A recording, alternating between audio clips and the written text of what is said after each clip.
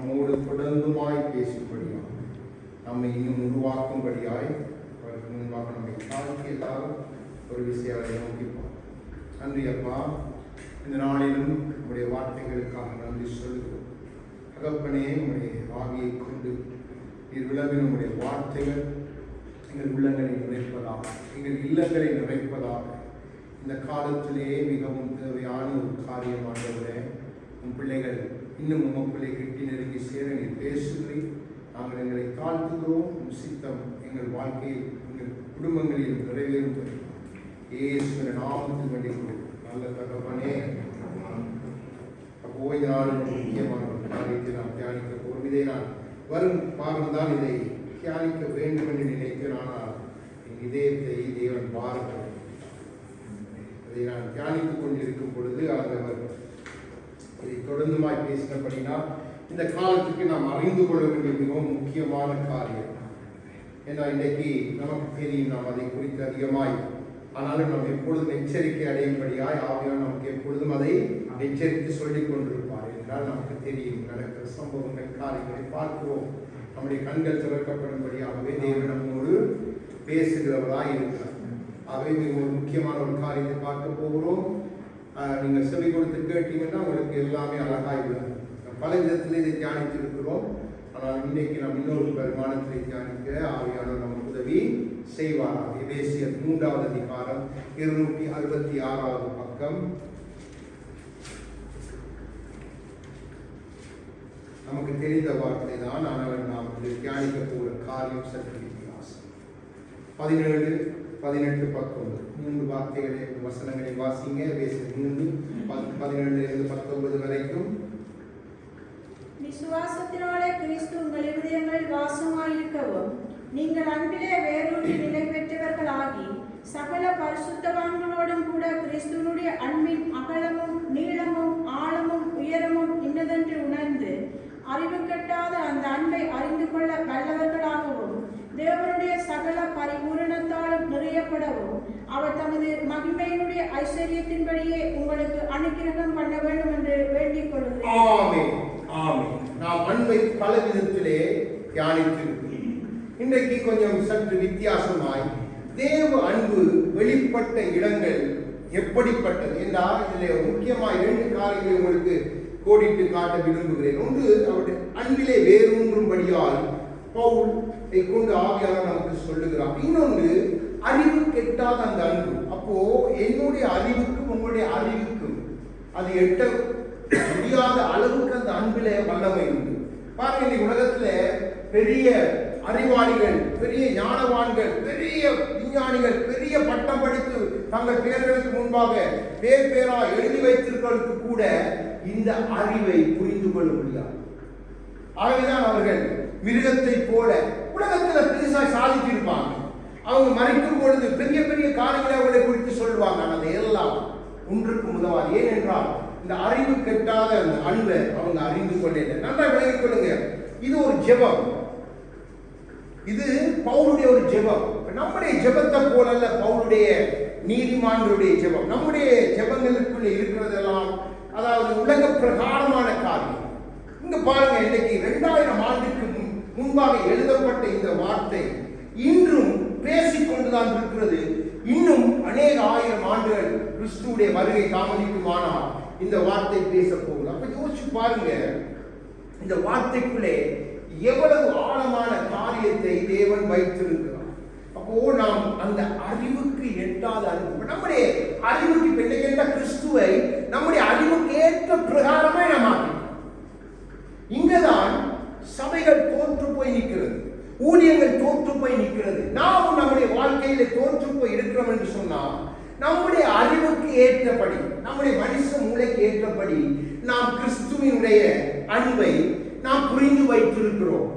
அதை நாம் சற்று ஆவிக்குரிய ரீதியிலே அந்த அன்பிலே வேரூன்றி நாம் ஆழமாய் போவோம் என்று சொன்னால் அந்த அன்பை குறித்து நாம் புரிந்து கொள்ள. அதைத்தான் இங்கே பவுல் அழகாய் நமக்கு சொல்லுகிறார். என்ன, நீங்க விசுவாசித்தீங்க, கிறிஸ்துவோடு இணைக்கப்பட்டுட்டீங்க, அதோட மாத்திரம் அல்லது விசுவாசத்தோடு கூட அந்த அன்பை நீங்க வேரூன்றணும். அந்த அன்பை சரியா நீங்க புரிஞ்சு கொள்ள. நாம் இன்னைக்கு உலக பிரகாரமான அன்புக்கு எவ்வளவோ நாம் தியானித்திருக்கிறோம், நமக்கு தெரியும். அதை குறித்து அதிகம் இந்த நாளில் தியானிக்க போறது இல்லை. ஆனா நம்ம விளங்கிக் கொள்ளணும், நம்முடைய மனைவிமார், கணவன்மார், தாய்மார், தகப்பன் எல்லாரோட அன்பை காட்டிலும் நம்மை நேசிக்கிற அன்பு நாம் அறிந்து கொள்ளணும் என்றால் அது ஆவியானவரால் தான் நமக்கு அதை கற்றுக் கொடுக்க முடியும். அப்போ அன்பு என்றால் என்னது, இந்த அறிவு கெட்டாத அன்பு என்னது என்பதை நாம் புரிந்து கொள்ளணும். அதை நாம் புரிந்து கொண்டால் தான் இந்த அன்பு வெளிப்பட்ட இடங்களை நாம் புரிந்து கொள்ளலாம். அதே மாதிரி அன்பில்லாத தன்மை எப்படிப்பட்டதற்கு சில காரியங்களை காண்பித்துக் கொடுக்கிறேன். அதிகமாய் அதுல நம்ம நேரம் செலவழிக்க தேவையில்லை.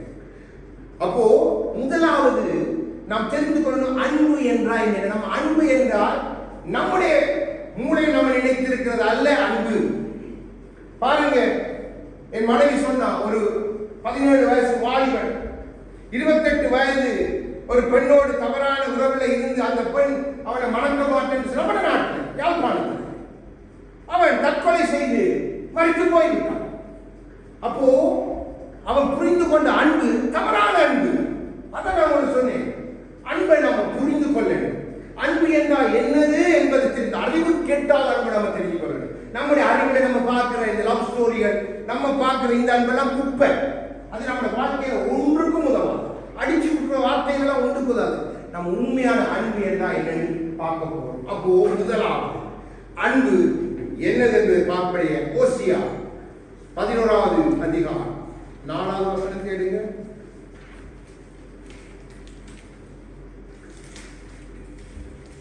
அன்பு என்றால் என்ன என்பதை நாம் புரிந்து கொள்ளணும். அதுக்கு பின்பாக நாம் அடுத்தடுத்த காரியங்களை நான் காண்பித்து மனுஷனை கட்டியிருக்கிற அன்பின் கயிறுகளால் நான் அவர்களை இழுத்தேன். ஆமென், ஆமென். அன்பு என்றால் என்ன? நம்மை சிதறடிக்காதபடிக்கு நன்றாக விளங்கிக் கொள்ளுங்க. அன்பு ஒரு நாளும் சிதறடிக்காது. இன்றைய உலகத்து அன்பு நம்மை சிதறடிக்கிறது. நம்முடைய பெற்றோரின் அன்பு நம்மை சிதறடிக்கிறது. நம்முடைய தவறான அன்பு நம்மை சிதறடிக்கிறது. ஆனா அன்புக்கு ஒரு இலக்கணத்தை நீங்க பார்க்க வேதத்தின் ஆதாரத்தில் அன்பு நம்மை சிதறடிக்காத படிக்கு இணைக்கும். அந்த அன்பின் கயிறு நம்மை இணைக்கும். அது நம்முடைய கண்களால் பார்க்க முடியாதது, ஆனா நம்மை இணைக்கிறதுக்கு பிரயாசப்படுகிற அன்புதான் அந்த அன்பு. அதுதான் நம்ம அறிவுக்கு எட்டாத அன்பு. அதுதான் அந்த அன்புல தான் நம்ம வேறூன்றோம். இன்னைக்கு அன்பு என்று சொல்லி நாம் பக்க சாப்பாய் நடந்து ஒரு பக்கத்துக்கு நம்ம காரியத்தை அன்பு அன்பு என்று காண்பிப்பது, மற்ற பக்கத்தை நாம் சிதறடித்து விடுவோம். அது சிதறடிக்கிற அன்பு. அன்பு என்றால் சிதறடிக்காத படிக்கு நம்மை இணைக்கும். கிறிஸ்துவின் அன்பு நம்மை சிதறடிக்காத படிக்கு இணைத்த அன்பு. அந்த அன்பை நீங்க புரிஞ்சு கொள்ளுங்க. அதான் பவுல் சொல்றார், அந்த அறிவு கெட்டாத அன்பு. நம்முடைய அன்பெல்லாம் நமக்கு தெரியும். நாம் அதை குறித்து பெரிதாய் பார்க்க தேவையில்லை. நம்ம பார்க்கிறோம். லவ் ஃபெயிலியர் சிதறடிச்சிட்டு ஒருத்தன வாழ்க்கை போயிட்டு, இல்லை ஒருத்தன வாழ்க்கை போயிட்டு, அம்மா அப்பா அதுல ஏமாத்திட்டாங்க. அந்த அன்பு எங்களை சிதறடிச்சிட்டு, சொத்து போயிட்டு, அது போயிட்டு, அம்மாவை குத்தினா, பிள்ளையை குத்தினா, தகப்பன் பாருங்க. இங்க இந்த ரோம்ல நடந்த காரியத்தை, தகப்பன் அந்த தாய் ஒரு 8 வயசு பிள்ளையை குத்தி கொண்டுட்டான். அப்போ அது சிதறடிக்கிற அன்பு. ஆனா நம்ம சிதறடிக்காதபடிக்கு இணைக்கிற அன்புதான் உண்மையான அன்பு. அப்போ அன்புக்கு ஒரு காரியம், நம்மை ஒரு நாளும் சிதறடிக்காது. நன்றாக விளங்கிக் கொள்ளுங்க. நீங்க ஒரு யாரிலேயாவது அன்பு கூறுறேன்னு நீங்க சொன்னா அந்த அன்பு சிதறடிக்கவே கூடாது. அடுத்தது 2வது காரியம், ரோமர் 5:5 எடுத்து வாசிங்க. இந்த அன்பை, அந்த அறிவு கெட்டாத அன்பை நம்ம புரிஞ்சு கொள்றது இல்லை, மிக முக்கியம். இன்னைக்கு தேவ பிள்ளைகள் இதை புரிஞ்சு கொள்ள. அதனால தான் இன்னைக்கு சபை சிதறடிக்கப்படுது. அதனால தான் குடும்பங்கள் சிதறடிக்கப்படுது. நான் உங்களை காட்டி கொடுக்கிறேன். மேலும் நமக்கு அருளப்பட்ட பரிசுத்த ஆவியினாலே தேவான்பு நம்முடைய இருதயங்களில் ஊற்றப்பட்டிருக்கிறபடியால் அந்த நம்பிக்கை நம்மை வெட்கப்படுத்தும். அடுத்தது அன்பு ஒரு நதியை போல. நதி என்றால் எப்பொழுதும் ஈரமாய் இருக்கும். அன்பு ஊற்றப்பட்டது, ஊற்றப்படுற தண்ணியை போல இருக்கணும். ஒரு லிக்விட் ஃபார்ம்ல இருந்தால் தான் அது ஊற்றப்படும். அப்போ நம்முடைய இதயத்துல அந்த நதி போல அந்த அன்பு காண்டு சொல்ல கூட இதயங்களை இருந்து ஜீவ நதி புறப்பட்டு செல்லணும், அன்பின் நதி பாய்ந்து செல்லணும். ஏன்னா கிறிஸ்து சிலுவையில இருந்து அந்த நதி போல தன்னுடைய உதிரத்தையும் தன்னுடைய சகத்தின் தண்ணீரையும் அவர் அப்படி நதி போல பாய விட்டார். அப்போ அதாவதுதான் ஆண்டவர் எச்சரிக்கிறார், பிசாசு வறண்ட நிலத்தை தான் தேடி வரும். உங்களோட அன்பின் ஈரம் உங்களுக்கு இல்லைன்னா உங்களுடைய இருதயம் வறண்டு போயிருக்கும். பிசாசு அதுக்கு அழகாய் வரும். அன்பு உங்களை எப்பொழுதும் ஈரமாய் வைத்திருக்கும், உங்களுடைய இதயத்தை ஈரமாய் வைத்திருக்கும். யாரை பார்த்தாலும் அந்த அன்பு உள்ளுக்குள்ள சொல்லு.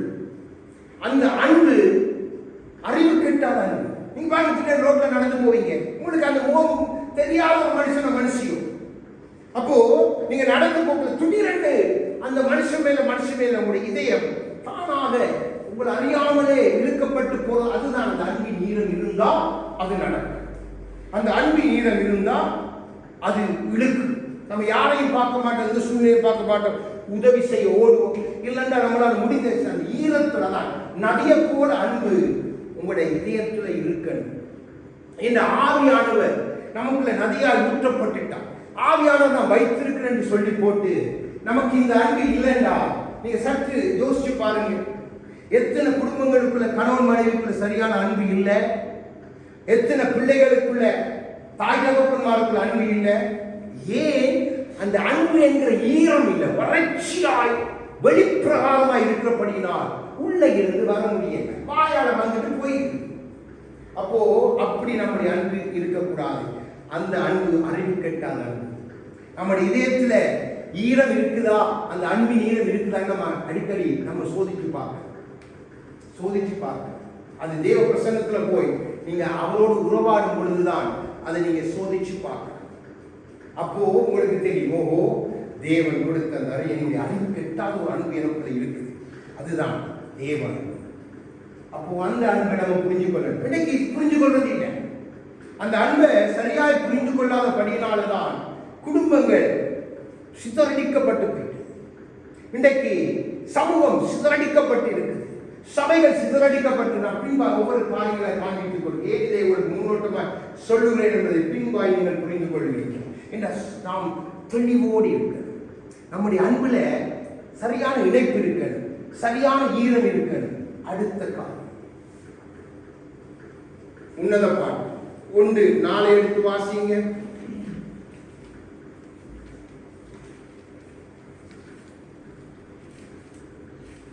என்னை இழுத்துக் கொள்ளும், உமக்கு பின்னே ஓடி வருவேன். அன்பு இழுக்கிறது, மேக்னெட், மின்காந்தமோட அன்பு இழுக்கு, அன்பு கவரும். கிறிஸ்துவின் அன்பு கவர்ந்தது நமக்காக எல்லாவற்றையும் செய்த அன்பு கவர். அதே மாதிரி நமக்குள்ள அப்படிப்பட்ட அன்பு இருந்தால் நம்ம யாரையும் நம்மோடு வாங்கன்னு சொல்லவே தேவையில்லை. நம்ம யாரையும் தானா இழுக்கப்பட்டு வருவாங்க, தானா இழுக்கப்பட்டு வருவாங்க. அது காந்தத்தை போல ஒட்டி கொண்டு வரும். இப்போ தேவன் என்னை பிடித்தார் என் குடும்பத்துல, உதாரணத்துக்கு சொல்லுவேன். இப்போ அந்த நான் போய் ஒட்டிட்டேன் காந்தத்தோடு, இப்ப என்னை காந்தமாய் மாற்றிட்டான். எனக்குள்ள இருந்து புறப்பட்ட அது என்னுடைய சகோதரங்களை இழுக்கும், என் தாய் தகப்பனை இழுக்கும். இதுதான் அந்த உணர்வு. அந்த வசனத்திற்கு திருப்பி வாசிங்க. என்னை இழுத்துக் கொள்ளும், உமக்கு பின்னே ஓடி வருவோம். என்னை இழுத்துக் கொள்ளும் பொறுமை, உமக்கு பின்பாய் ஓடி வருவோம் பன்மை. நன்றாக விளங்கிக் கொள்ளுங்க. இதான் ஆவியானவர் நமக்கு வச்சிருக்கிற வார்த்தையில வச்சிருக்கிற காரியத்தை நம்ம புரிந்து கொள்வதற்கு வெளிச்சம் போட்டு காண்பிக்கிற ஆவியானவர். கிறிஸ்து என்னை காந்தமாய் இழுத்துக் கொண்டது உண்டானா, என்னை இழுத்தவர் பின்பாய் அநேகர்களுக்கு ஆயத்தமாயிட்டார். அதான் சொல்றாங்க, ஒருவன் ரட்சிக்கப்பட்டார், ஒருவன் என்னோடு இணைக்கப்பட்டுட்டார், அதாவது இந்த காந்தத்தில் ஒட்டப்பட்டுட்டார், தானாக காரியங்கள் நடக்கும். இதுதான் அந்த அறிவு கெட்டாத அன்புக்குள்ள இருக்கிற காரியம். இந்த இணைப்பை தேவன் நம்மிடத்தில் எதிர்பார்க்கிறார். அப்போ இந்த இணைப்பை நம்ம சரியாக கொண்டிருந்தா நாம் சரியாய் அந்த காந்தத்துல, அந்த பவர்ஃபுல் காந்தத்துல ஒட்டப்பட்டிருக்கு. அதான் சொல்றேன், இழுத்துக்கொள்ளும், நான் வருவேன் உங்களிடத்துல, பிறகு நாங்கள் வருவோம். வசனத்தை நீங்க அழகாய் பாருங்க. இதைத்தான் ஆண்டவர் யோவான் 12:32 சொல்லுகிறார். பாருங்க, எடுத்து வாசிங்க. யோவான் 12வது அதிகாரம் 32வது வசனம். நான் சொல்லுவேன், வசனத்தை வாசித்தால் நம்ம இதயத்துக்குள் அது பதிந்தது. அதுக்காக தான் வாசிக்க சொல்லுங்கள். ஆண்டவர் சொல்லுகிறார் பாருங்க, நான் பூமியிலிருந்து உயர்த்தப்பட்டிருக்கும் போது எல்லாரையும் என்னிடத்தில் இழுத்துக் என்ன செய்ய போகிறேன்? இழுத்துக் கொள்ள போகிறேன். நான் காந்தம்.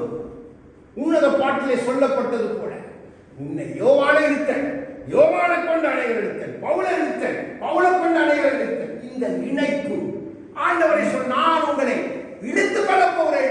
அவர் எங்க இழுத்துக் கொள்ள போறாங்க? முடிவே இல்லாத பரலோகம், நித்தியமான பரலோகம். அப்போ இதுதான் அந்த அறிவு கெட்டாத அன்பு. நம்ம இன்னைக்கு நம்முடைய அன்பெல்லாம் உலக பிரகாரமான அன்பு. இயேசு நமக்கு வேலைக்காரனாய் மாற்றிட்டார். இப்ப இயேசு நம்முடைய அன்புக்கு அடிமை. அதாவது நம்ம இயேசுவின் அன்புக்கு அடிமையா ஒப்பு கொடுத்தாதான் காரியங்கள் சரியா நடக்கும். நம்ம எப்படி அவர் அன்பு சொல்றோம் அப்பா அப்பாண்டு பட்டரை பூசி ஜாம பூசி அப்பாட்டு இருந்து மருது. இதுதான் நம்முடைய இணைப்பு, இதுதான் நம்முடைய காரியங்கள். ஆண்டவர் நீங்க என்ன நினைக்கிறீங்க? இதெல்லாம் பிரியமா இருப்பார். அவர் நம்மில் ஏற்கனவே அக்கறை உள்ள கர்த்தர், அறிவு கெட்டாத அந்த அன்பை நமக்கு காண்பித்தவர், நாம் அந்த அன்பிலே வேறுண்டனும் என்று நமக்கு எழுதி வைத்தவருக்கு நம்முடைய மாயமாலங்கள், நம்முடைய சுற்றுமாத்து நம்ம போய் இருக்கும் பொழுது வந்துட்டான், எதையோ கேட்க வந்துட்டான். அப்படி ஒரு நாளும் கூட அப்பா நினைக்கவே இருக்கான். என் புள்ள வந்துட்டான், என் அன்புல மூழ்கி, அவன் அன்புக்குள்ள நான் மூழ்க, ரெண்டு பேரும் இணைகிறதுக்கு என் பிள்ளை என்னது. அப்படி நினைவோட நீங்க போகணும். அதுதான் அந்த இணைக்கிற அந்த மேக்னெட் காந்தத்துக்குள்ள தன்மை. அப்படித்தான் சீசர்கள் இணைந்து கொண்டாங்க, இழுக்கப்பட்டாங்க. பன்னிரண்டு அங்கே நியாயாசனங்கள் அவர்களுக்காய் தேவனை கொடுத்து. அடுத்தது அன்பு ஒரு கனி. நமக்கு தெரியும், கலாத்தியர் 5:22 முதல் வசனமே கனிகள்ல முதல் வசனம் அன்பு. அதுதான் அன்புதான், அது ஒரு கனி. அது உங்களிலிருந்து வெளிப்படணும். அந்த கனி சரியா வெளிப்படணும். அந்த கனியில கசப்பே இருக்கக்கூடாது. அந்த கனியில வேண்டாத காரியங்கள், அந்த கனியை உட்கொள்ளணும் சொல்லணும். இது இனிப்பான கனி, இது எனக்கு மருந்தா இருக்கிற கனி. இந்த கனி ஏதோ இருக்கு, நன்றாக கனி. சாத்தானும் கொடுப்பா இன்னொரு கனி, அது நம்ம வஞ்சித்து போடுற கனி. அந்த கனி நமக்கு தேவையில்லை. ஆனால் கிறிஸ்து ஒரு கனியை கொடுப்பார், அன்பை கொடுப்பார். அந்த கனி தான் நம்மளுடைய வெளிப்படுத்த ஒரு கனி.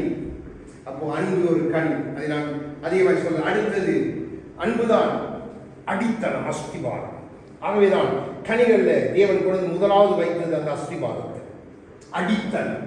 அதான் நம்மளுடைய இந்த இடத்துக்கு அடித்தளம் ஒன்று போடப்பட்டபடியே இந்த இடம் எழுதி தலைமாறி. அன்பு உங்களோட அடித்தளமாக இருக்கு. கிறிஸ்து அந்த அன்பை நமக்கு கொடுத்திருக்கிறோம். அது நம்ம அறிவுக்கு சரியா புரிகிறதே இல்லை. நம்ம கிறிஸ்து அன்புல வந்துட்டு நம்ம வேற அடித்தளத்துல நம்ம நாட்டை விரும்புகிறோம். அவர் கிறிஸ்துவின் அன்பை நாம் சரியாய் புரிந்து கொண்ட நம்முடைய அடித்தளம் சரியாய் இருக்கு. அடுத்தது இணைப்பு. அதாவது ஒரு கணவன் மனைவி எங்கேயோ பிறந்த ஒரு மகளை, எங்கேயோ பிறந்த ஒரு மகனை கொண்டு இணைத்து வைக்கிறாங்க. அந்த இணைப்பில் அவங்க இணையும் பொழுது அவங்க ரெண்டு பேரும் உண்டாக இணைக்கப்பட்டு அவங்க ரெண்டு பேரும் அந்த அன்புல இணைந்து நடக்கணும் என்பதுதான் தேவனுடைய சித்தம். அப்போ இணைப்புல அன்பு இருக்கு. நீங்க திருமணமாகி இணைக்கப்பட்டுட்டீங்கன்னா, நீங்க சில வேளை கிறிஸ்துவ விட்டு வெளியில இணைக்கப்பட்டு வந்திருக்கலாம்.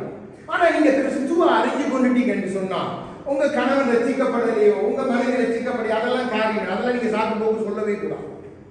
இப்ப கிறிஸ்து அப்படி சொல்லி இருந்தா நாளை நீங்கள் ரசிக்கப்பட்டு கிறிஸ்து ஒரு மணவாளன் என்று நம்ம பாடினோம்.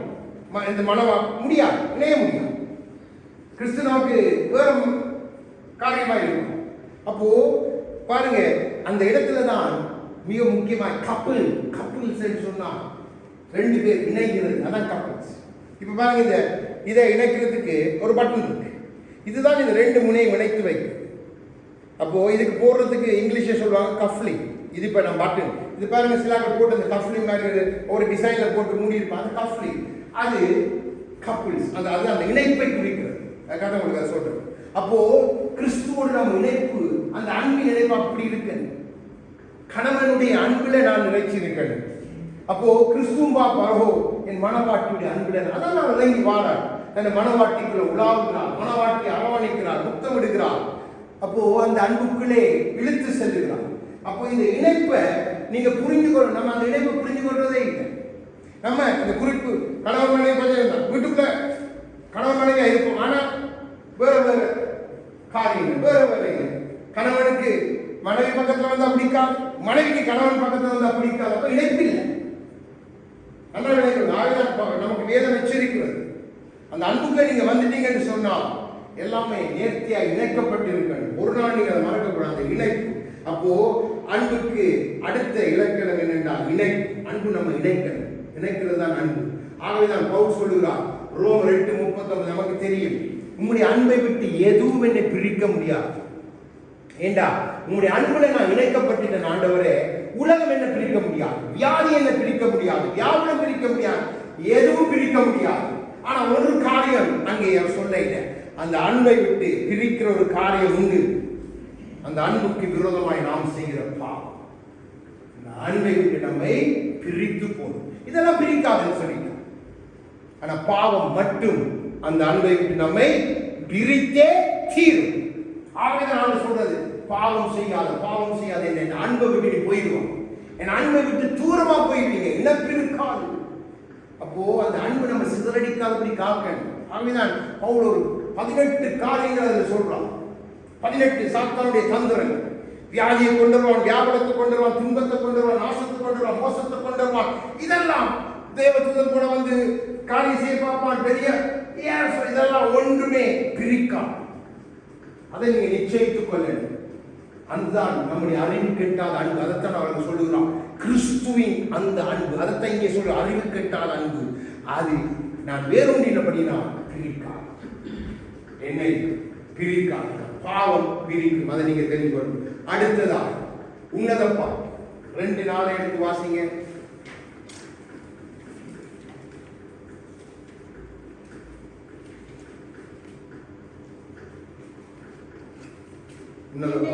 சாலைக்கு அழைத்துக் கொண்டு போனார். படரும் முதற்கொடி அவருடைய நேசமே. அன்பு நம்ம படகுகிற வெற்றி கொடி அவருடைய நேசம் என்கிற அன்பு நமக்கு எல்லா இடத்திலும் வெற்றி கொடுக்கிறது. ஆக பவுல் சொல்லுகிறார், நமக்கு வெற்றி கொடுக்கிறது. அது அன்பு வெற்றி கொடி, சிலுவையில வெற்றி கொடுத்தது. நன்றாக விளங்கிக் கொள்ளுங்க. நம்ம வேறு விதமாக அன்பை பார்க்க விளங்கிட்டோம். அன்பை இயேசு நமக்கு வீட்டை கட்டி தாரவர், இயேசு நமக்கு கார் பண்ணி தாரவர், இயேசு நமக்கு பேங்க் பேலன்ஸை பெருக பண்றவர், இயேசு கேட்ட உடனே அற்புதமா 10 லட்சம் 20 லட்சம் உடனே அந்த நேரத்தில் பேங்க். இதெல்லாம் வேற இயேசு. நம்முடைய அன்பின் இயேசு அதை செய்ய மாட்டார். அவர் நீதியின் தேவன். அவர் அன்பினால் நிச்சயமாய் நமக்கு ஒரு வீட்டை கொடுப்பார். அன்பினால் அது எல்லாத்தையும் கொடுக்கிற பிரகாரமாய் குறுக்கு வழியில போய் அவர் சிலுவையில தொங்க இல்லை, நேர் வழியாய் போய் சிலுவையில் தொங்குகிறார்.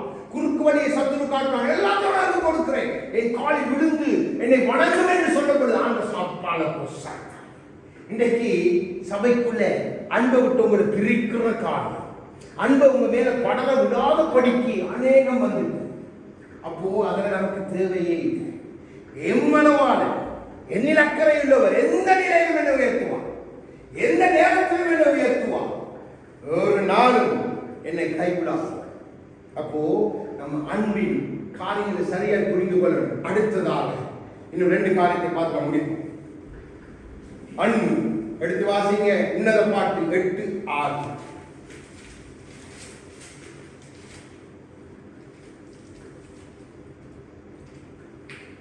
நீரென்னை உமது இருதயத்தின் மேல் முத்திரையை போலவும் உமது புயத்தின் மேல் முத்திரையை போலவும் வைத்துக் கொள்ளும்.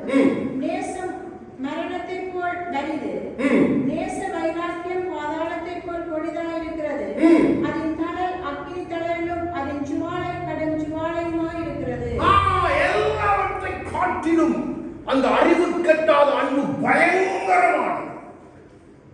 நம்மை பாதாளத்தின் கொள்ளடிகளிலிருந்து மீட்ட அன்பு, நாம் அக்கினியினால சேதப்படாதபடிக்கு நம்மை காத்து வருகிற அன்பு, தானியேலை சிங்கக்கவியிலும் காத்தது.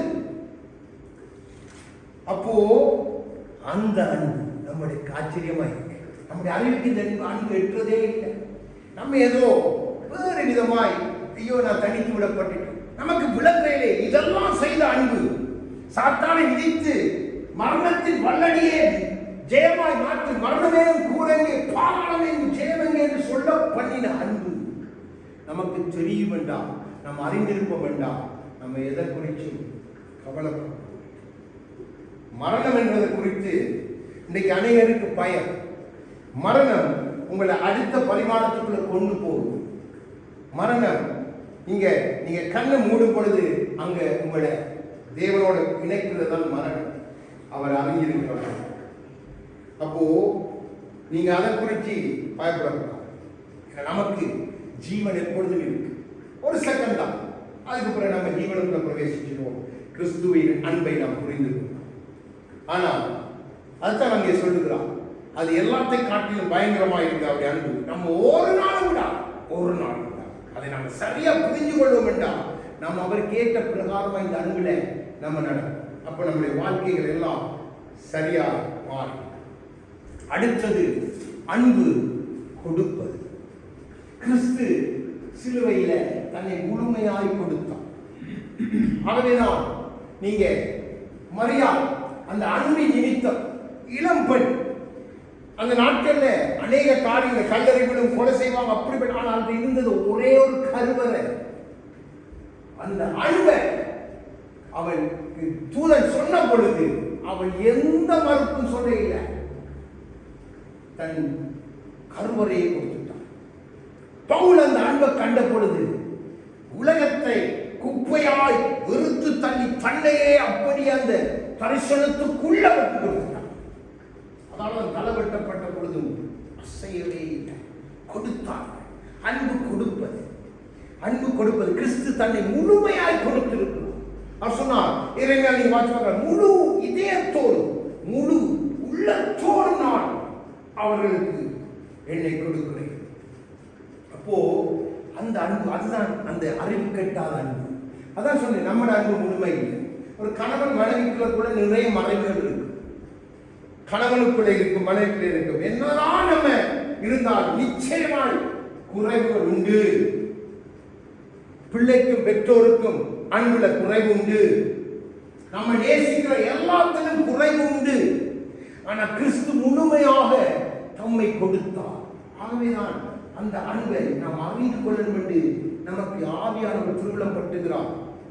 அந்த அன்புல தான் நானும் நீங்களும் வேறுன்ற. அப்ப அந்த அன்புக்குள்ள நீங்க உங்களை ஒப்பு கொடுத்துட்டீங்கடா, நிச்சயமா உங்களை தெரிந்து படிங்க. என் மனைவிக்கு, என் பிள்ளைக்கு, என் சபைக்கு, என் குடும்பங்களுக்கு, என்னை சுற்றிலும் எல்லாத்துக்கும் உண்மையாக இருக்கணும் ஆண்டவரே. நான் அன்பு வந்துட்டு எனக்கு ஆதாயம் வருகிறது என்பதற்காய் நான் போய் சொல்லக்கூடாது. தப்பு பண்ணினால் என் மனைவிடத்தை போய் இந்த தப்பு பண்ணிட்டேன்னு சொல்றேன் தெரியுமா? அந்த அன்பு, அதான் உண்மையான அன்பு. அந்த அன்புதான் கிறிஸ்துவின் அன்பு. இன்றைக்கு அது இல்லை. மனைவி தந்தவரை ஏற்றுக்கொள்வீங்க. மனைவி எழுதியது போட்டு உங்களால வந்தது. அதே மாதிரி கடவுள் போட்டு உங்களால வந்தது. யோசிச்சு பாருங்க, எவ்வளவு தவறான அன்புக்குள் நம்ம இருக்கிறோம். முழுமையாய் நான் என் மனைவியை நேசித்துக் கொடுப்பேன். சரி அம்மா, என்னால வந்தது, கர்த்தருக்கு ஸ்தோத்திரம், மன்னிச்சு கொள்ளுங்க. அதை குறித்து ஆராய்ந்து அறிய வேண்டிய எந்த காரியமும் இல்லை. மனைவி கொதிச்சாலும் கவலைப்படலாம், சாதாரண எடுத்துட்டு போயிருக்கும். ஏன் தெரியுமா? அந்த அன்பு. இதுக்குள்ள போனா சத்துரு தண்ட காரியத்தை ஜெயித்துருவான். நம்ம அதுக்குள்ள போகக்கூடாது. மிக கவனமா இருக்கு, மிக கவனமா இருக்கு. அப்போ நான் அதைத்தான் அடிக்கடி சொல்லுகிறது. நீங்க முதலாவது ஒரு தீர்மானம் எடுக்கணும், நான் கிறிஸ்துவுக்கு உண்மையா இருக்கு. நீங்க கிறிஸ்துவுக்கு உண்மையா இருந்துட்டீங்கன்னா அந்த அன்புக்குள்ள எல்லா காரியமும் உண்மையா இருக்கு. போய் நல்லதுன்னு தெரிஞ்சு அவனை வாய முடியுங்க, ஒண்ணுமே சொல்ல மாட்டேன்.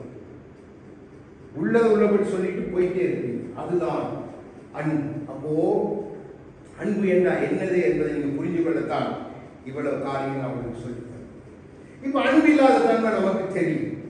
அன்பில்லாத என்று சொன்னா சும்மா பாசாங்கு பண்றது, நடிக்கிறது. இன்னைக்கு உள்ள தன்மைதான் பாசாங்கு கூட, மாய்மாலம் கூட, நடிப்பு கூட, இனிமையான வார்த்தைகள். ஐயோ அன்பே, யாரும் நான் உன்னை நேசிக்கிறேன், நான் உன்னை காதலிக்க, நீதான் எனக்கு உயிர், நீதான் ஜீவன், நீதான் எனக்கு எல்லாம் முடிஞ்சு ஒரு ரூம்ல கொண்டு போயிட்டு அதோட முடிஞ்சா உனக்கு எனக்கு தெரியாது காரியம் போய் யோசிச்சு பாருங்க. இதுதான் அன்பில்லாத தன்மை. நான் சொன்னேன் அன்பு உண்மையாக.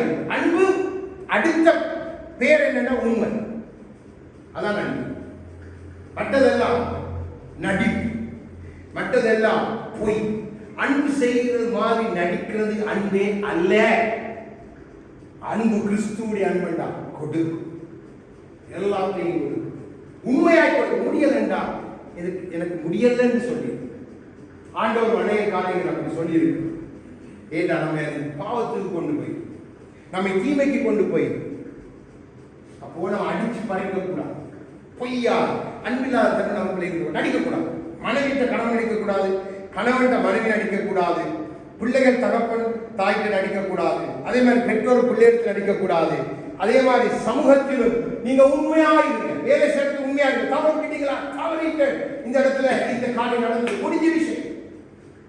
என்னதான் உங்களை எடுத்து திட்டு நீங்க செய்ய வேண்டியதை செய்துட்டு நீங்க போய் நீதியை பேசக்குள்ள சத்ரு வாய மூடிடுவான். கலைக்கிறதுக்கு எந்த இதுவும் இல்லை. உண்மையாக நடக்கப்படுகிறதா தேவனுடைய அன்பு. அப்ப அந்த அன்புல நீங்க, நாம், நம் சபை எல்லாரும் நிறைந்திருக்கு. ஏன் நான் இதை சொல்லுகிறேன்டா, இந்த அன்பினால, இந்த அன்பு நமக்கு வெளிப்பட்ட இடங்கள் உங்களுக்கு நான் சொல்லித் தர போறேன். முதலாவது அன்பு நம்மை சந்தித்த இடம். அங்குதான் ஸ்டார்ட். சங்கீதம் 139 13 எடுத்து வாசிங்க.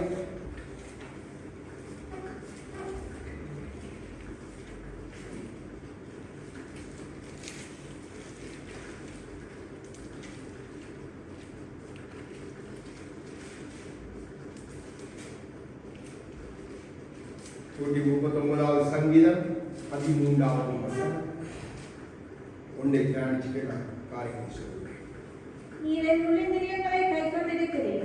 என் தாயின் கர்ப்பத்தில் என்னை காப்பாற்றினீர். ஆமென். கருவறையில் நம்மை முதலாக தேவ அன்பு சந்திக்கிறது. ஒவ்வொரு கருவறையிலும் இருந்து வெளிப்படுகிறது தேவனுடைய அன்பு.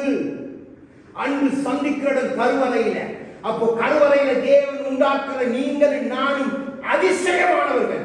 பிரமிக்கத்தக்க விதமாக என்னை உருவாக்கினீர் ஆண்டவர் என்றா, நீயே ஒரு அதிசயம், நீயே ஒரு அற்புத மகனே, மகளே. தேவன் இதை உணர்த்துகிறார் நமக்கு. கருவறையில் ஒரு பிள்ளை உங்களுக்கு கொடுக்கப்படுது என்றா, அங்கிருந்து வரப்போகிறது தேவனுடைய அன்பின் வெளிப்பாடு. கருவறையில் தேவன் உங்களை சந்திக்கிறார், உங்களை அடுத்த பரிமாணத்துக்கு கொண்டு போகிறார். அப்போ தேவன் நம்மை சந்தித்த இடம். ஒவ்வொருத்தரையும் தாயின் கருவில் அங்குதான் நம்ம ஆத்மாவை அனுப்பினார். அங்கே இருந்து நம்மை தாங்கினார், தழுவினார், தப்புவித்தார், கொண்டு வந்தார் வெளியில. முதலிடம் நம்மை தேவன் கருவறையிலே சந்திக்கிறார். ஆகவேதான் நீங்க கவனமாயிருக்க. நமக்கு கொடுக்கிற பிள்ளைகள் அற்புதம். கிறிஸ்துவுக்குள்ள நமக்கு தேவன் கொடுக்கிற பிள்ளைகள் அற்புதம். அதை நம்ம வெளியில் எடுத்து அதை வளர்ந்துட்டு கொஞ்சம் அப்படி இப்படி போது அதை குறித்து நீங்க பேசாதீங்க. ஏன்னா தேவன் கொடுத்த அற்புதத்துக்கு விரோதமாய் தூஷணமாய் பேசுகிறீர்கள். ஆவியானவர் அதை கேட்பார். தேவன் கொடுத்த எந்த பிள்ளையும் அற்புதமாய் நமக்கு கொடுக்கிறார். அதை உலகத்தவன் புரிஞ்சு கொள்றீங்க. மாம்சத்துல நமக்கு அப்படி அல்ல. நம் தேவன் நம்மை கருவிலே சந்திக்கிறார். கணவன் மனைவியின் இணைப்புக்கு கருவறையிலே பதில் கொடுக்கிறார். தேவ அன்பு மறக்கக்கூடாது. அப்போ அந்த அன்புக்குத்தான் நீங்க உங்க பிள்ளைகளை வளர்க்கணும், அந்த பிள்ளைகளை கொடுக்கணும். அன்பை வைத்துத்தான் அந்த பிள்ளையை நீங்க சரிப்படுத்தணும். அது வளர்ந்து பின்னால வளர்ந்து அது தன்னுடைய வாசிக்குரிய ஆட்டத்தை ஆடும். நீங்க அது ஒரு நாள் மறக்கக்கூடாது, ஒரு நாள் மறக்கக்கூடாது. ஏண்டா அது, ஆனா தேவன் அதை சிதறடிக்க விடவே மாட்டார், பிடித்து வைத்திருப்பார். அப்ப அன்பு வெளிப்பட்ட இடம் கருவறை. ஏன் தேவன் கருவறையிலே அன்பை தருகா தெரியும்? தேவ பார்வையில குடும்பம் ஒரு கருவறை. அங்கிருந்துதான் தேவன் சந்ததிகளை தோன்ற பண்ணுகிறார். அடுத்தது சபை ஒரு கருவறை. அங்கிருந்து தேவன் சமூகத்தை சந்திக்கிறார். அங்கிருந்து தேவன் தன்னுடைய ராஜ்யத்தின் வித்துக்களை அனுப்புகிறார். சபை ஒரு கருவறை. இன்னொரு கருவறை பள்ளிக்கூடம். தேவன் தன்னுடைய வார்த்தைகளை கற்றுக் கொடுக்க, இந்த உலகத்தில் பிள்ளைகளுக்கு ஞானத்தை கொடுக்க ஏற்படுத்தின கல்வி சாலைகள்.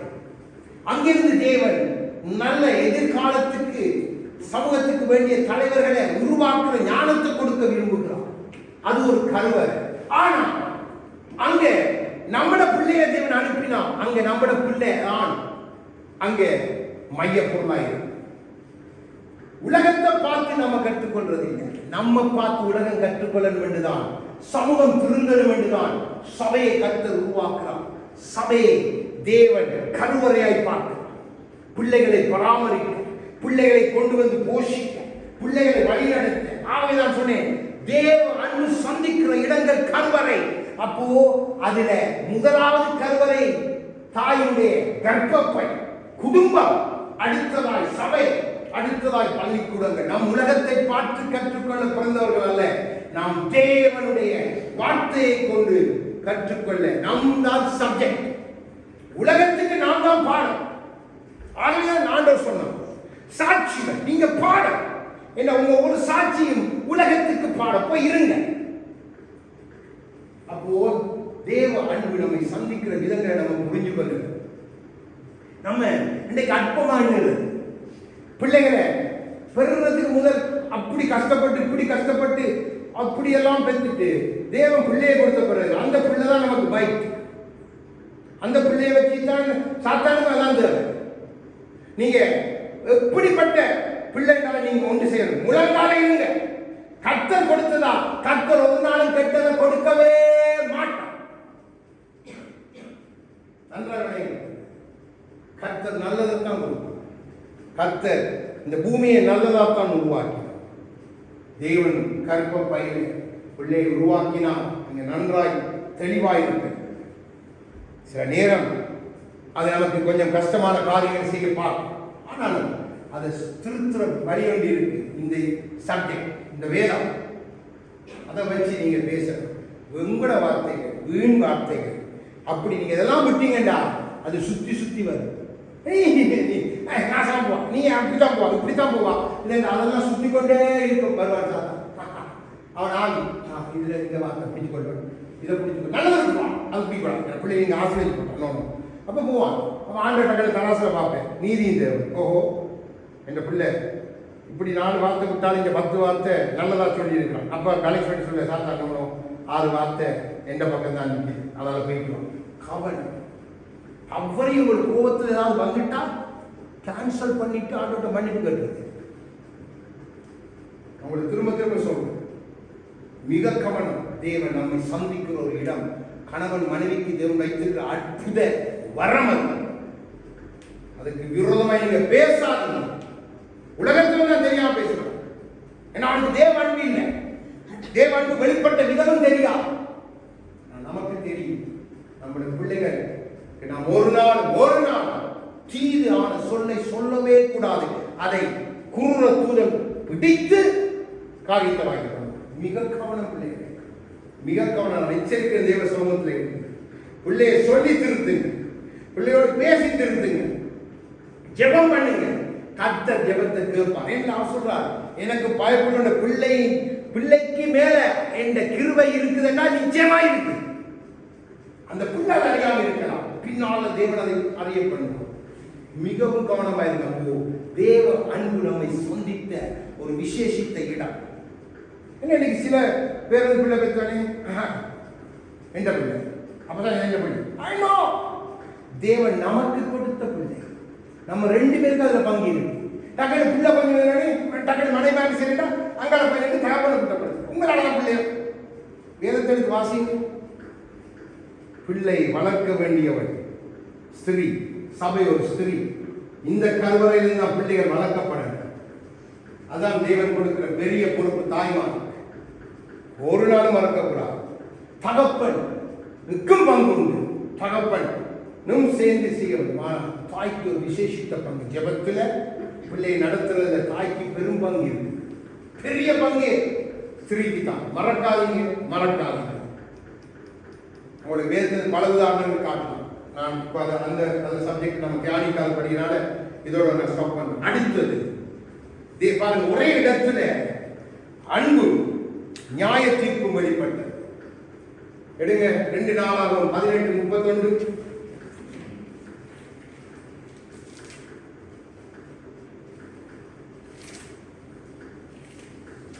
2 நாளாகவும் 18:31 ஒரே இடத்துல அன்பும் நியாயத்தீர்ப்பை வெளிப்படுத்தி காண்பிக்கிறார். அன்படியை புரிஞ்சு கொள்ளுங்க. ஆதலால் இரதங்களின் தலைவர் யோசபாத்தை காண்கையில் இவன் தான் இஸ்ரவேலின் ராஜா என்று சொல்லி யுத்தம் பண்ண அவனை சூழ்ந்து கொண்டார்கள். அப்பொழுது யோசபாத் கூக்குரலிட்டான்.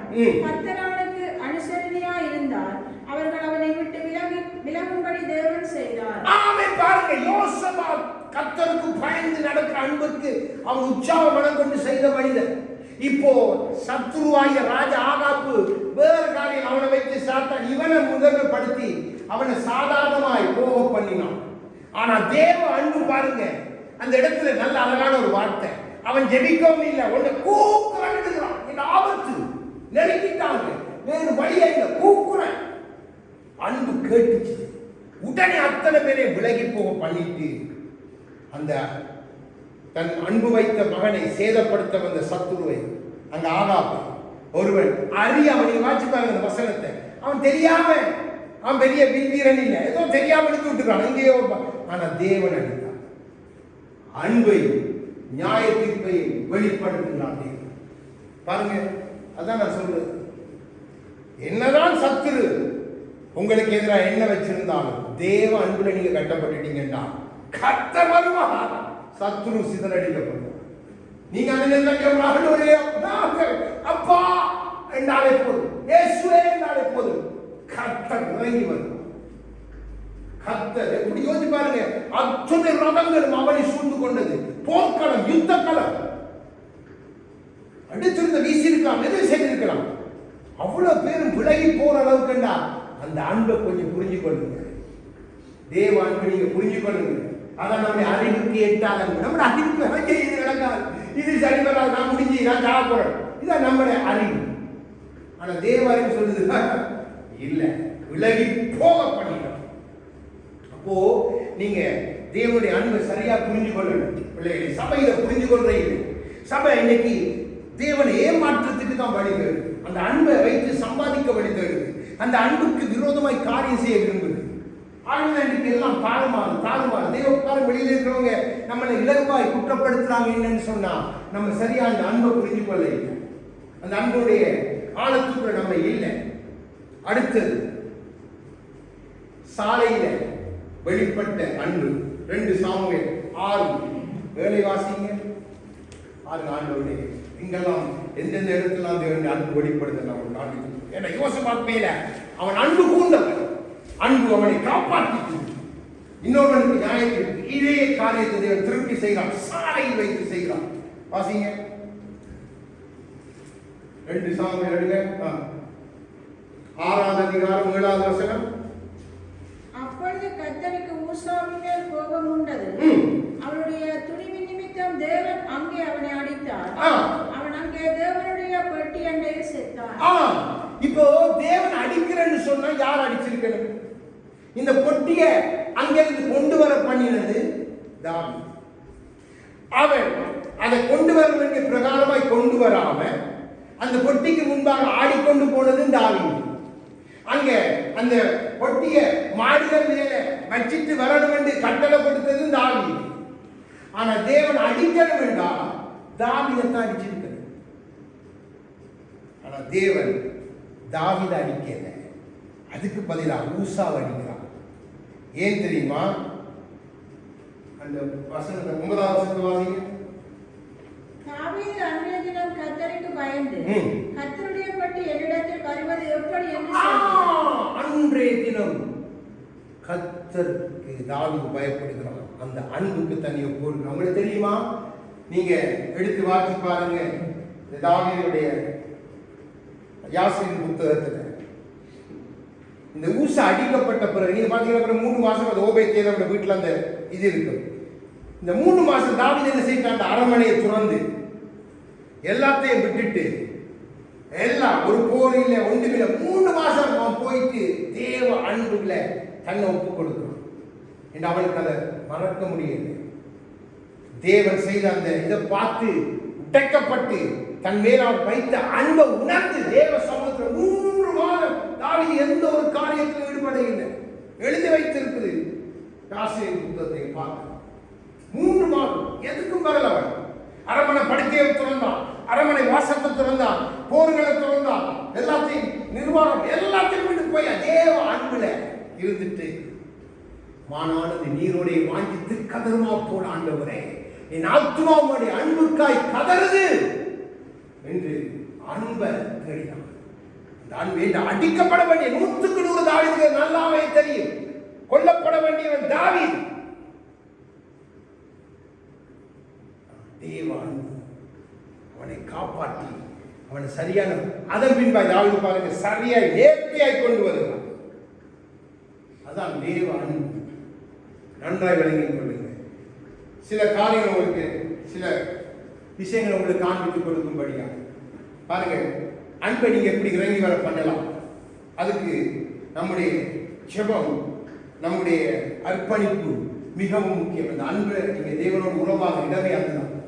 பாருங்க சில காரியங்களுக்கு நான் காண்பிப்போம். 2 நாளாகவும் எடுங்க. 2 நாளாகவும் 13வது அதிகாரம் பாருங்க. இங்க இந்த அன்பு எப்படி காப்பாற்று பாருங்க. இந்த ஜெபத்தால எப்படி அந்த அன்பு தேவன் அன்பு அந்த இடத்துல கிரியை செய்து பாருங்க. 2 நாளாகவும் 13 வாசிங்க.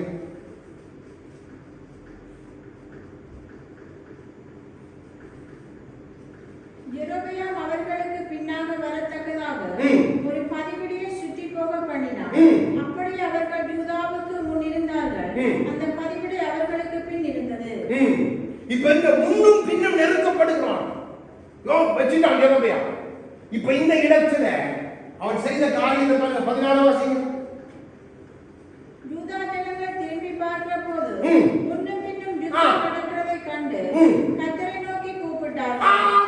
கர்த்தரை நோக்கி கூப்பிட்ட உடனே யுத்தத்தில் வென்றது யாரு? அன்பு உடனே வந்துட்டு. அதான் அன்பு, தேவ அன்பு. நீ எங்க நிற்கிறாங்க இல்ல, இந்த சுற்றி என்ன காரியம் இருக்குது இல்ல, முன்னும் பின்னும் நெருக்கப்பட்டாலும் அன்பு சந்திக்கும். அன்பு நிச்சயமாய் நமக்காய் உதவி செய்யவர். நம்ம அறிந்து கொள்ள முன்னும் பின்னும் பதிவு வச்சு நான் சத்து நட்டுவில நசுக்கி போடுவோம். என்ன 10 லட்சம் படைவீரோட வந்து தாக்குகிறான். இவங்க ஒரு 4 லட்சம் பேர் தான். யூதா ஜனங்கள் 6 லட்சம் அதிகம். ஆனா அபியா ஜெயிக்கிறான்.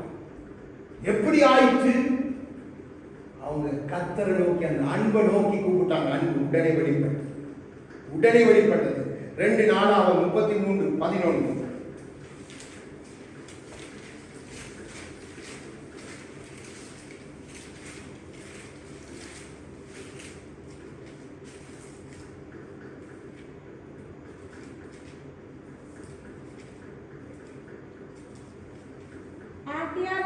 அசீரியா ராஜாவின் சேனாதிபதிகளை அவர்கள் மேல் வரப்பண்ணினார். அவர்கள் மனாசேயை முட்செடிகளை பிடித்து, மனாசே எங்க பிடிச்சாங்க இருக்குது? முட்செடியில பிடித்தாங்க. அதுல சரியான டிரான்ஸ்லேஷன் முட்செடியில பிடிக்கிறது. அவன் மூக்குல இது போட்டு அவனை பிடிச்சாங்க. மூக்குல நோஸ் ஆங்கிலத்தில் பார்க்கலாம். மற்ற இதுல தவறாக முட்செடி என்று போட்டுட்டான். மூக்குல பிடிச்சு கொண்டு போறான் சத்து. இப்ப போய் மனாசே எப்படிப்பட்ட ராஜா நமக்கு தெரியும். அவனை மாதிரி ஒரு கெட்ட ராஜா 55 வருஷம் எல்லாத்தையும் ஆட்சி செய்து கெடுத்தான். எல்லாத்தையும் கெடுத்த ஒரு ராஜா. இவனை மூக்குல ஓட்டையை போட்டு பிடிச்சிட்டு போறான். 12வது வசனத்தை வாசிங்க. இப்படி அவன் நெருக்கப்படுகையில் தன் தேவனாகிய கர்த்தரை நோக்கி கெஞ்சி தன் பிதாக்களின் தேவனுக்கு முன்பாக மிகவும் தன்னை தாழ்த்தினான். மீண்டும் மனாசே எங்க வருகிறான்? ஜெருசலேமுக்கு வா. பிடித்து கொண்டு போன நீங்க மனாசேல கடிதம் ஜெபம் என்று சொல்லி ஒரு புத்தகம் இருக்குது.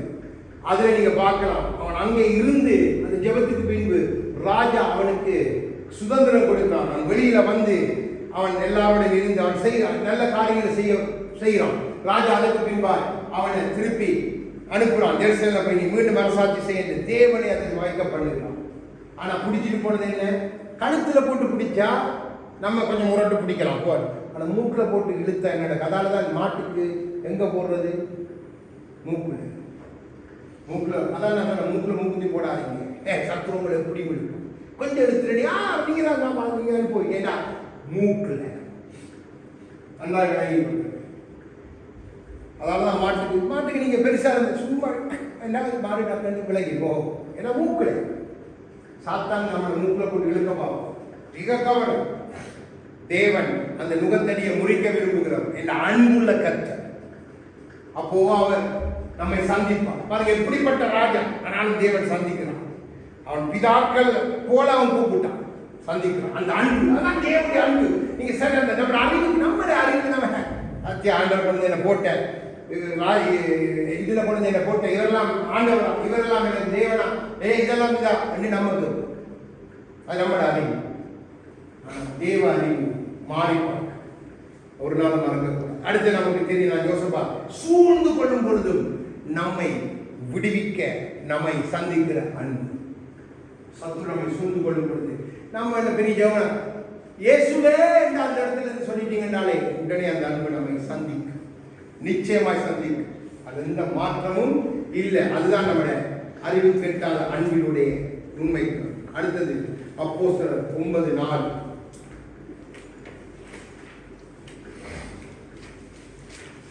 ஒரு காரியங்களை பார்த்து முடிக்க அவன் தரையிலே விழுந்தான். அப்பொழுது சவுலே சவுலே நீ என்னையே அப்போ 9:4 அப்படியே இருக்கு. வாசிங்க அப்போஸ்தலர் 9:4. நீ என்னையே துன்பப்படுத்தாய் என்று உடனே சொல்லுகிற ஒரு சத்தத்தை கேட்டான். பாருங்க இப்ப சவுல் எதுக்கு போய் கொண்டிருக்கிறான்? எதை செய்ய போய் கொண்டிருக்கிறான்?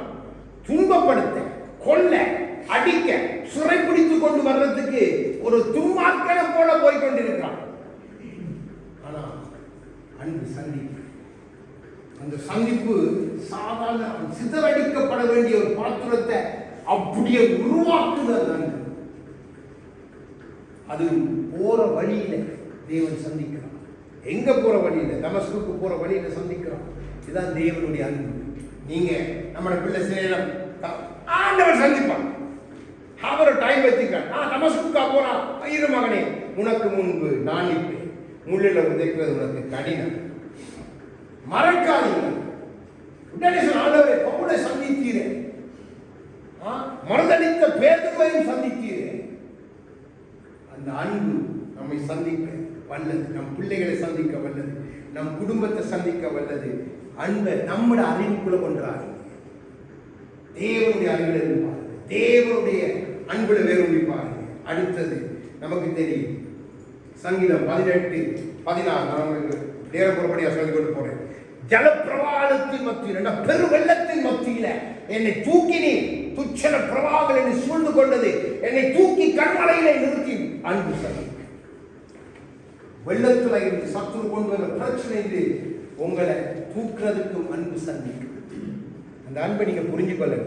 நீங்க அந்த வெள்ளத்துல மூழ்கி போறது இல்லை, அந்த துச்சல பிரவாகத்தை மூழ்கி நம்ம ஐயோ முடிஞ்சது, இது சரி வரா, இப்படி போ இப்படி போறது அப்படி போறது பல காரியம் நம்முடைய அறிவு விட்டு போட்டு தேவ அறிவை நோக்கி பாருங்க. அடுத்தது யோனாவை மீனின் வயிற்றுல ஓடி போறான், அங்கே கொண்டு போய் வச்சு சந்திக்கிறான். அதான் அன்பு. நம்மை சில வேலை 3 நாளைக்கு அடைச்சி சந்திக்கொண்ட தேவனை செய்வான். ஏன்னா அன்பு வைத்து இருக்கிறான். நம்மளோட அறிவு இப்படி செய்து போட்டோம் அப்படி செய்து போட்டோம் நம்ம சொல்லுவோம். ஆனால் முடிவில் நம்முடைய தரிசனத்துக்கு நம்மை போக வேண்டிய திசைக்கு அந்த அன்பு கொண்டு போகும். அப்போ அந்த அன்பை நம்ம சரியா புரிஞ்சு கொள்ள வேண்டியதான். உங்களுக்கு இவ்வளவு நான் சொல்லிட்டேன். அடுத்தது 100% சிலுவையில அன்பு எல்லாத்தையும் செய்து முடிச்சு, அன்பு எல்லாத்தையும் செய்து முடிச்சிட்டு. அதுதான் நம்முடைய அறிவுக்கு எட்டாத அன்பு. அந்த அன்பை நீங்க ஒரு நாளும் மறக்கக்கூடாது. அந்த அன்பில தான் நமக்கு புதிய தொடர்பு, அந்த அன்புல தான் நமக்கு புதிய வாழ்வு, அந்த அன்புல தான் நமக்கு நித்திய ஜீவன், அந்த அன்புல தான் நமக்கு அதிகாரங்கள், அந்த அன்புல தான் நமக்கு ஒழுக்கம், அந்த அன்புல தான் நமக்கு பரிசுத்தம், அந்த அன்புல தான் நமக்கு ஆரோக்கியம். ஆகவேதான் அன்பு எல்லா குறைகளை நீக்கி போட்டு நம்மை முழுமையாக ஆளுகை செய்கிற அந்த அன்பின் அறிவுக்குள்ள, அந்த அன்பிற்குள்ள நீங்க வேறு. ஆகவேதான் பவுல் சொல்லுகிறார், திருப்பி அதே தேசிய நடுங்க பார்த்து முடிக்க போறோம்.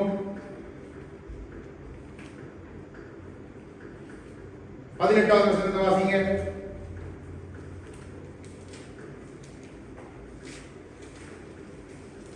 மூன்றாவது அதிகாரம் 266வது பக்கம் 18வது வசனம். சகல பரிசுத்தவான்களோடும் கூட கிறிஸ்துவினுடைய அன்பின் அகலமும் நீளமும் ஆழமும் உயரமும் இன்னதென்று உணர்ந்து. இப்ப சொல்றார், இந்த அன்புக்கு அகல ஆழ நீள உயரத்தை உணர. ஏண்டா வாழும்போது சிங்காசனத்தில் வீட்டில் பரிசுத்த பூமியோட பாதப்படி இங்க பார்க்கிறதுனா அங்கிருந்து இங்க பார்த்தாலும் இந்த பூமி இன்னும் போகுது. அப்ப நான் எப்படி ஒரு உயரத்தை கொடுக்க முடியும்? பூமியின் நிறைவு என்னுடைய என்று சொல்கிறேன். அப்ப பூமியின் நிறைவை பார்த்து நம்முடைய அன்புக்கு நான் எப்படி அகலத்தை கொடுக்க முடியும்? பவுல் இதை சொல்ற இடத்தை நீங்க கொஞ்சம் யோசிச்சு பார்க்கணும். சிறையில் இருக்கிறான், சிறைச்சாலையில் இருந்து எழுதுறான். கிறிஸ்துவின் அன்பு பெரிது. கிறிஸ்துவின் அன்புல நீங்க அந்த அன்புல நீங்க அறிவு கெட்டால் அந்த அன்புல நீங்க வளரணும். அந்த அன்புல வேறொன்றணும். சாதாரண பவுல் எழுத இல்லை.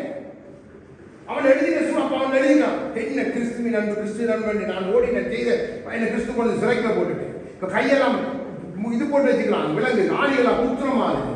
நம்ம இந்த காலத்து சிறைச்சாலையில ஏசியோட கொண்டு போய் போட்டுட்டு இது பண்றதுக்கு இருட்டு அங்க இருந்து சொல்லுகிறான். அந்த அன்பு என்ன இன்னும் முழுமையாய் கொடுத்தான். அதுதான் உண்மையான அன்பு. அப்படித்தான் நாம் கொடுக்க.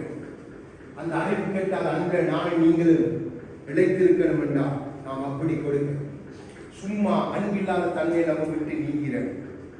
மீனின் வயிற்றிலே யோனாவை சந்தித்தார். தானியலுக்காய் சிங்கக்கவியில வந்தான்.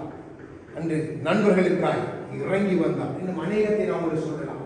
நம்முடைய வாழ்க்கையிலும் இப்படிப்பட்ட காரியங்கள் வரும் பொழுதெல்லாம் நம்மை சந்திக்க நம்முடைய அறிவுக்கு எட்டாத ஒரு அன்பு இருக்கு.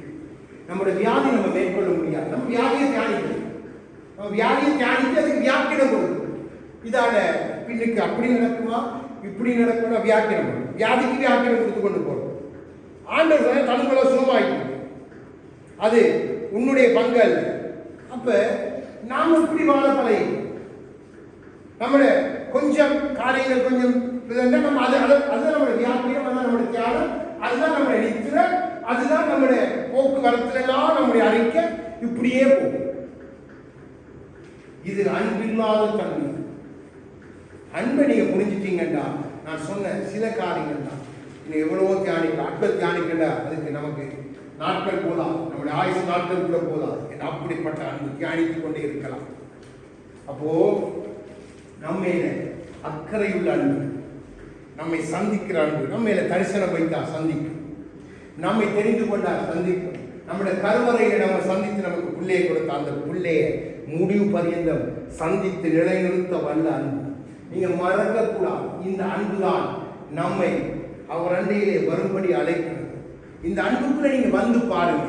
இந்த அன்புக்குள்ள உங்களை கொண்டு போய் அமர்த்திடுங்க. நீங்க பின்பாய் பார்க்க போகிற காரியங்கள் உங்களுடைய அறிவுக்கும் உங்களுடைய நீங்க வச்சிருக்கீங்க அதுக்கும் மேலாய். அதைத்தான் பவுல் சொல்லுகிறார். இந்த அப்படிப்பட்ட கிறிஸ்துவுல நீங்க வேறுங்க. இப்படி அதுதான் நான் வேண்டிக் கொள்வேன். அது அந்த பரிசுத்தவான்கள் முன்னோடி இருக்கிறாங்க. அந்த அன்புக்குள்ள தங்களை ஒப்பு கொடுத்து ஓடி இருக்கிறாங்க. நமக்கு 2000 ஆண்டுகளுக்கு முன்பாய் ஆவியாளர் துள்ளம் பற்றின வார்த்தையை கொண்டு தேவன் நம்மோடு மீண்டும் பேசுகிறார். சபையே, என் அன்பை உன்னுடைய அறிவுக்குள்ள கொண்டறாங்க. அதை தாண்டியும் அவரை நம்ம அவரை ஆராய படிக்கணும்னு சொன்னா நமக்கு இருக்க முடியாது. எழும்பி துள்ளி குதிச்சுத்தான் நம்ம ஆராய்ச்சி பார்க்கணும். அதுவும் நம்ம அறிவு கேட்டால் நம்முடைய வாழ்க்கையில் அவர் செய்த காரியங்களை நம்ம பார்த்தாலே நமக்கு தெரியும் தேவ அன்பு எப்படிப்பட்டது என்று நமக்கு தெரியும். நம்மை குறித்து எவ்வளவோ வார்த்தைகளை கடந்த நாட்களில் பேசியிருப்பார். நம் பிறந்த பொழுது நம்முடைய சிறு பிரயாயத்திலே வாலிபன் அந்த கத்து எல்லாத்தையும் கேன்சல் பண்ணிட்டார். சத்ரு பேசினான். நம்முடைய தரிசனத்துக்கு விரோதமா, நம்முடைய அழைப்புக்கு விரோதமா, நம்ம ரட்சிக்கப்பட முடியாதபடி இது சரி வராது, இது அப்படி போயிடும், இப்படி போயிடும், இது விலங்கா போயிடும், இவன் பொம்பளை கூட்டிட்டு ஓடினான், அங்கே ஓடினான், இங்கே ஓடி, இதான் நம்மளை எல்லாரும் நம்ம குறித்து சொன்ன சாட்சி. ஆனால் தேவன் வெளிப்பட்டு என்னுடைய வாழ்க்கையில் உங்களுடைய வாழ்க்கையில் வெளிப்பட்டது உண்மையான அந்த அக்கறை உள்ள தேவன் நம் பாடி துடித்து மகிமைப்படுத்தப்படாவே தேவ சமூகத்தில் உற்சாகமாய் எழுந்து அவரை பாட உண்மையாய் பாட